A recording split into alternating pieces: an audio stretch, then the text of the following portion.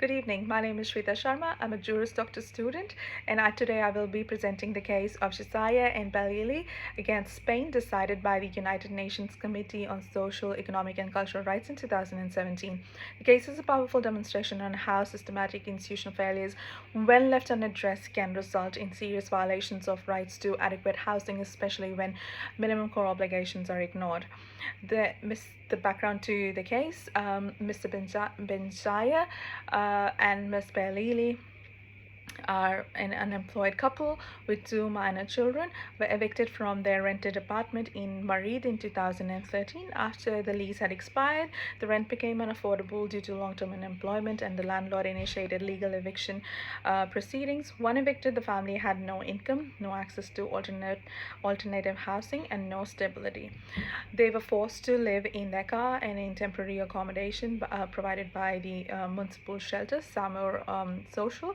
They repeatedly sought help for stable housing and social security, and they were let down every step. Let me walk you through the extensive pattern of institutional failure involved in this case. Number one is Madrid City Council and the Samur Social, the emergency shelter, provided only temporary accommodation and without following up for long-term housing and helping them to secure adequate housing and leaving the family in a circle of housing insecurity. The Married Housing Institute and the Municipal Housing and Land Company. In 2013, these public bodies sold off 2,935 public housing to private entities, including international investment funds, to manage their budgetary shortfalls. The privatization drastically reduced the availability of social housing, particularly for low-income families. The Marine City Council failed to provide social or financial support that could have helped the family retain housing, transition into emergency housing, and the entire process was described to be bureaucratic, slow, and largely ineffective.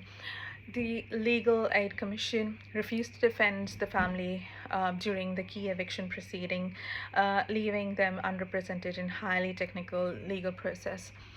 The Married Bar Association rejected Mr. Jazia's request for a new lawyer after legal aid declined to represent them, further compounding their lack of legal representation. The Spanish Constitutional Court declined to admit Mr. Jazia's ample appeal, a constitutional mechanism for human rights violation without detailed reasoning, closing all national remedies. The European Court of Human Rights rejected their application on the grounds of it was inadmissible, as they had already pursued national procedures and had no new claims. Each of these institutions failed their respective role, either by inaction, neglect, or systematic inadequacy.